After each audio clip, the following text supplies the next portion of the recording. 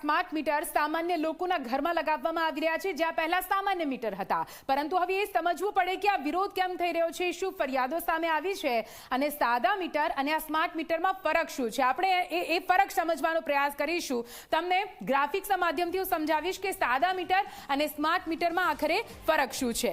જુઓ, સાદા મીટરમાં વીજના વપરાશ પછી બિલ ભરવાનું હોય છે, 1 કે 2 મહિના પછી બિલ આવતું હોય છે. આમાં પહેલા પૈસા આપ્યા પછી વીજળી વાપરી શકાય છે, એટલે કે પહેલા રિચાર્જ કરવાનું હોય છે અને જેટલા પૈસા ભર્યા હોય છે તે પ્રમાણે તમને વીજળીનો ઉપયોગ કરવા મળશે.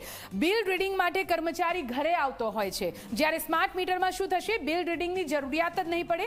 જે રીતે બિલના રીડિંગ જેમ જેમ યુનિટ વપરાશે તેમ તેમ પૈસા કટ થતા જશે અને પૈસા પૂરા થતાની સાથે તમારું જે કનેક્શન છે તે ત્યાં સ્ટોપ થઈ જશે. બિલ આવે ત્યારે નાણાં ભરવા માટે સાદા મીટરમાં જવું પડતું હતું. સ્માર્ટ મીટરમાં પહેલા જ રિચાર્જ કરાવી લેવાનું છે, એટલે જો રિચાર્જ કરેલું હશે તો કોઈ પ્રોબ્લેમ નહીં આવે. પરંતુ જો રિચાર્જના પૈસા ખતમ થશે તુરંત જ તમારા ઘરમાં આવતી વીજળી બંધ થઈ જશે. સાદા મીટરમાં રોજનો ચોક્કસ વપરાશ જાણી શકાતો નહોતો. 2 મહિને જે બિલ આવતું હતું ત્યારે ખબર પડતી કે આટલો વપરાશ થયો છે. સ્માર્ટ મીટરમાં રોજિંદો વીજ વપરાશ કેટલો છે એ પણ આપણે જાણી શકીએ છીએ સ્માર્ટ મીટર હોય છે તો. એટલે કે આ તફાવત આ બંને સાદા મીટર અને સ્માર્ટ મીટર વચ્ચેનો છે. આ ઉપરાંત એક એ પણ તફાવત છે કે જો બિલ લેટ ભરીએ તો પણ વીજળી ચાલુ રહેતી હતી, કનેક્શન કટ નહોતું થતું. પણ અહીંયા સ્માર્ટ મીટરમાં રિચાર્જ જેવું પત્યું તરત જ વીજળી ગુલ થઈ જશે, વીજળી ત્યાં જ કટ થઈ જશે, તમને વાપરવા નહીં મળે. આ અલગ અલગ તફાવત છે.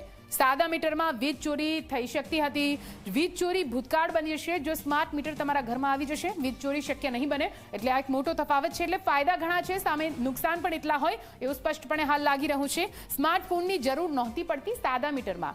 સ્માર્ટ મીટરમાં સ્માર્ટફોન ફરજિયાત રીતે રાખવો પડશે, કેમ કે એમાં એપ્લિકેશન અને એપ્લિકેશનની મદદથી તમારે રિચાર્જ કરાવવાનું રહેશે. સાદા મીટરમાં બિલ ભરવામાં કોઈ સમસ્યા નહોતી આવતી.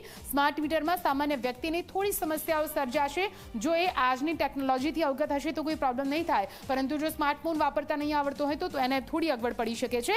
સાદા મીટરમાં વીજળી સસ્તી પડતી હોવાનો લોકોનો દાવો હતો. સૌથી મોટો વિરોધ એ કરવામાં આવી રહ્યો છે કે સ્માર્ટ મીટરમાં વીજળી મોંઘી પડી રહી છે.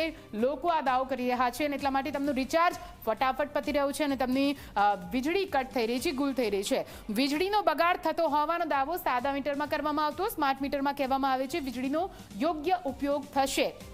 એટલે કહ્યું ને કે ફાયદા અને નુકસાન ઘણા છે, પણ આમાં લોકોને અગવડ પડી રહી છે અને લોકોને પડતી અગવડના કારણે હાલ તો જે સતત અલગ અલગ શહેરોમાંથી વિરોધ કરવામાં આવી રહ્યો છે અને વિરોધને લઈને હાલ તો એક બાદ એક જે ડિસિઝન પણ લેવામાં આવી રહ્યા છે, નિર્ણય લેવામાં આવી રહ્યા છે. એક નિર્ણય MGVCL એ લીધો છે કે હવે જો તમે માંગશો તો જ તમારા ઘરમાં MGVCL આવીને સ્માર્ટ મીટર લગાવશે, નહીં તો સાદા મીટરથી તમે તમારું કામકાજ ચલાવી શકો છો. અને હવે આપણે આગળ વાત કરીશું અમદાવાદની.